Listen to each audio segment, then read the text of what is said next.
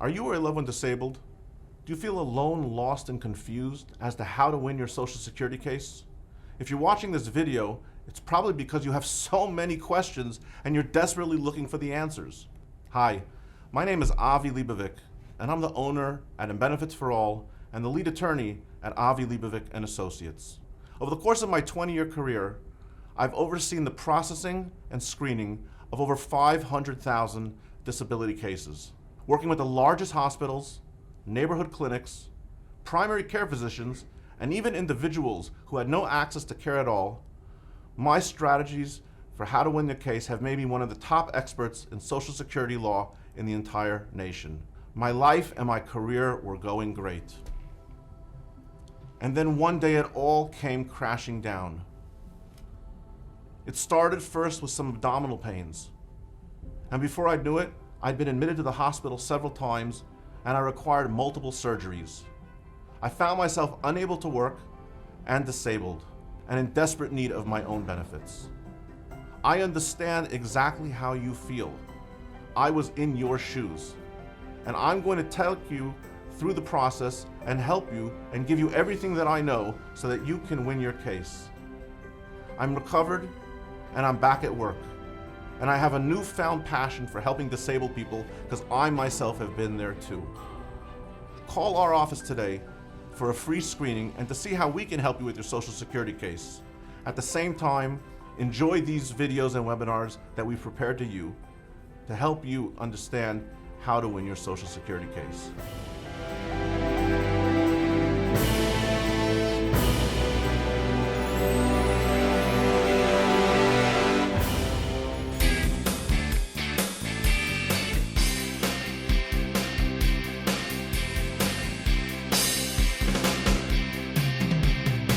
Hey friends, this is Avi Libovic and you're watching another amazing webinar brought to you by Benefits for All, where we teach you how to win your Social Security disability case without having to pay the costs of an expensive attorney. The topic for today is past relevant work and how Social Security can use that past relevant work into determining whether or not you are able to find any other jobs in the national economy. So I'm standing here in famous Dodge City in Kansas. This is where a lot of the stuff went down that we read about and we hear about in Westerns that we've grown up with and enjoyed as we were little kids, imagining we were playing cowboys and chasing the outlaws and Jesse James and Wyatt Earp and Billy the Kid and Doc Holliday and all those great guys, the Dalton gangs, all of them. They may not have all been here, but Wyatt Earp was definitely here and Doc Holliday was here and a bunch of the others were here. And as you can take a look around, this is the real deal. I did another webinar where I think I did it at Knott's Berry Farm out in California, in Arcadia, California. There it was pretend. They were pretending to be in the Wild Wild West. Here we actually are. We got all these different stores, and this is the perfect place to talk about past relevant work. Because imagine that you lived in a town like this. Imagine you weren't living in a big city. You had a small little town, everyone knew everyone, and there wasn't even really that much opportunity for work. I mean, how many jobs could there really be? You could be a ranch hand, someone who helps with the cooks and things like that. But then look at all these different stores that are here. You have a general store, you have a saloon, cigars, clothing, a parlor, a lumber, a drugstore, another saloon, You have all these, a restaurant, you have all these different stores here. So let's pretend you worked in a town like this, and when one job didn't work out, you moved to another job, and one job didn't work out, you moved to another job. And maybe if you didn't feel well, or if you got fired, or you had a problem, you moved to another job, but there's only so many jobs. So let's use this backdrop of having so many different jobs to talk about past relevant work. And I'm gonna reference some of my notes again, because when you apply for your Social Security disability benefits, you have to remember that they're gonna go ahead and they're gonna wanna look at all the different types of jobs that you've had to determine what? To determine if you in fact are able to go ahead and to work any other type of job. Now, many of you may remember that on one of the other webinars, we discussed that you can't just go into a hearing and say, oh, Your Honor, nothing feels well and everything hurts me and I just can't work anymore. It doesn't work like that. You need to have medical records, we know that. We also know that the judge can't just approve it even if he likes your smile or he likes your personality. The judge needs to be able to hang his hat, so to speak, on a certain nail, hang his hat on something concrete, something that he can make sure to back up and to justify his decision. So they've gone ahead, the courts over the years, and they've set up a 5-step sequential evaluation. What are the 5 steps? The first step is, are you working and earning SGA, substantial gainful activity? The second step is, do you have a severe impairment expected to last 12 or more months and or result in death? The third step, if you remember, is, does your impairment meet or equal one of the listings that's in the Social Security book? And then steps 4 and 5 is really what I want to focus on now. Number 4 is, can you return to your old job? And number 5 is, if you can't return to your old job, can you get any other job in the national economy? So here we are, and we come to steps 4 and 5 at the hearing. Can you return to your old job? And can you get any other job in the national economy? So you live in the small town of Dodge, you got disabled, you hurt yourself. Can you return to your old job? You have all these different jobs over here. So how does Social Security determine whether or not you can return to your past relevant work? PRW is what they call it. So we're going to reference, we've discussed about this before, POMS. POMS is the Program Operations Manual System, which is basically the rules that all the district offices have to follow when they're working an application, when they're making a determination. Now, there's different POMS sections. This one is under section DI, D like David, I like India, 25005.15.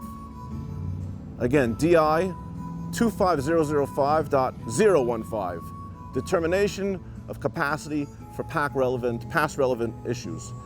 So basically what they say, as I said, someone comes into court and they list a whole bunch of jobs that they've done. They've had 35 different jobs.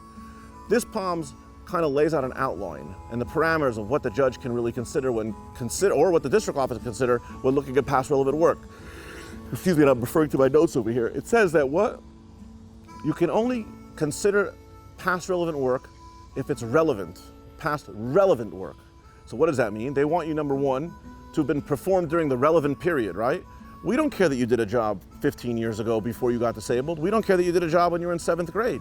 We care during this period of disability. Did you or did you not go ahead and did you or did you not get to a point where, did you not get to a point where the disability period is exactly within the period that you're claiming disability? The second thing they want you to know is, was it substantial gainful activity? Were you or were you not earning the money that was considered SGA by SSA during that time? Now you have to remember, I'm filming this in 2016. So SGA 2016 is different than SGA in 2015, or 14, or 13, or 10, or 8. So you have to go ahead, and when you're looking at past relevant work, you have to understand that Social Security will generally go back 15 years. So if it's 2016, if you go back 15 years, that brings us to 2001. You need to go back and you need to calculate what was the SGA amount for every year going all the way back to 2001. We know SGA for 2016. What was it for 2015, 14, 13, 12, 11, 10, 9, 8, 7, 6, 5, 4, 3, 2, and 2001?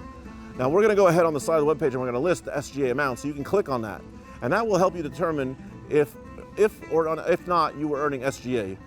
So we said, number 1, the work has to be during the relevant period of time that you're claiming disability. Number 2, during that period of time, you have to be earning SGA. And then number 3, it had to have lasted long enough for you to actually have learned the work. If you went for 2 days and then you got fired, that doesn't count. You had to have been there long enough to have learned the work. So the Social Security is going to look at what type of job did you have, what was your title, what were your duties. If it was a simple task where it just was a grocery bagger, well, you might have been able to learn that within 1 or 2 days and they would count it. But if, on the other hand, you were working for a blacksmith, or you were working for some other type of customized trade or something like that, a tanner or skinner or something like that, that might take a couple months till you get it down. So they're not going to go ahead and consider past relevant work, even if it's during the time period, and even if you earned SGA, if you're only there for a week, you had to have been there long enough to have learned it. Okay, so those are the 3 requirements. It's in the time period, you earned SGA, and you haven't been there long enough to have learned it, and generally it's within the last 15 years. Now, 1 or 2 other caveats that I just want to talk about is things that are not considered past relevant work. Something that's not considered past relevant work is volunteer work, meaning you did not receive any payment or any in-kind support. In-kind support means they let you live there for free, right? So you have to have been able to not be volunteering, not have been paid, right? If you're volunteering, it's true volunteer, but you could not have been paid and you could not have received any in-kind support. Another thing that's not considered past relevant work is illegal work. Let's assume you were working, but you were getting paid illegally. Well, The judge in his discretion will decide whether or not they want to recognize that, but according to this POMS, they shouldn't be recognizing illegal work. Obviously it goes without saying that if you say my primary employment was I was a burglar, I was a bank robber, that also is not going to work. Social Security is not going to go and say, well, what are your skill sets for being a bank robber? Well, you must be a locksmith. Oh, go get a job as a locksmith. Step 4 and step 5.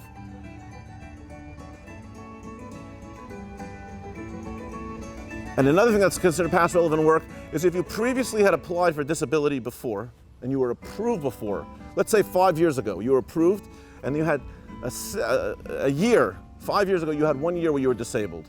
And then you got a little bit better and you started working again, earning over SGA for 3 years, 4 years, 5 years, and now you got hurt again or your sickness, your illness returned, right?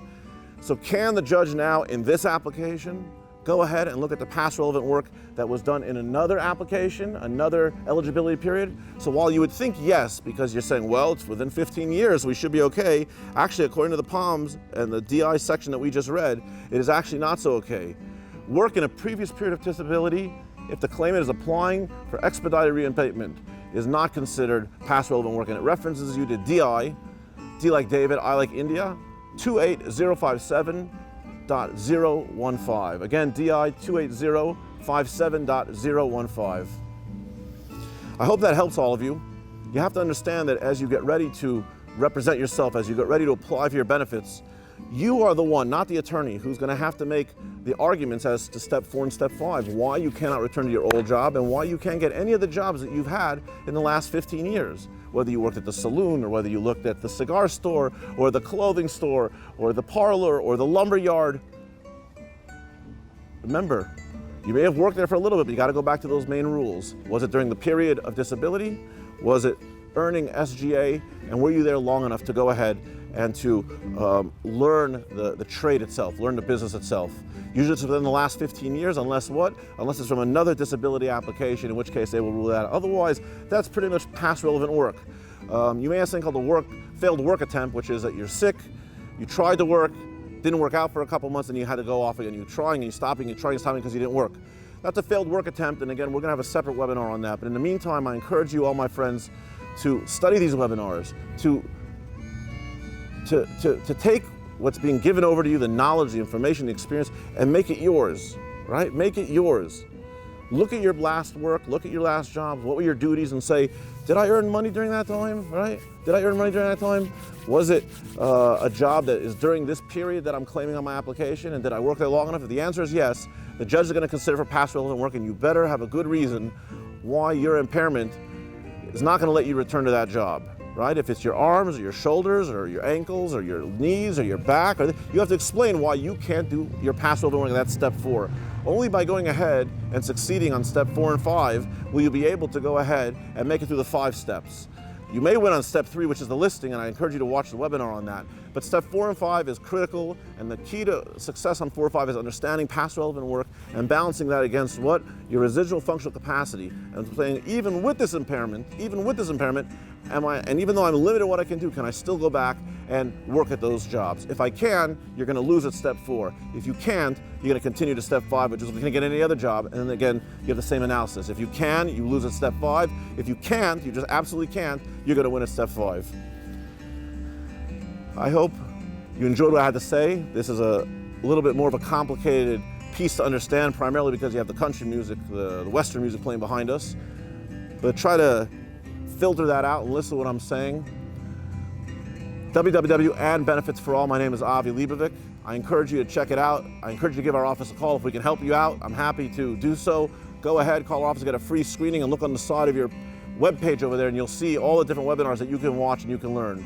My friends, I will teach you how to win your Social Security disability case without having to pay the cost of expensive attorney.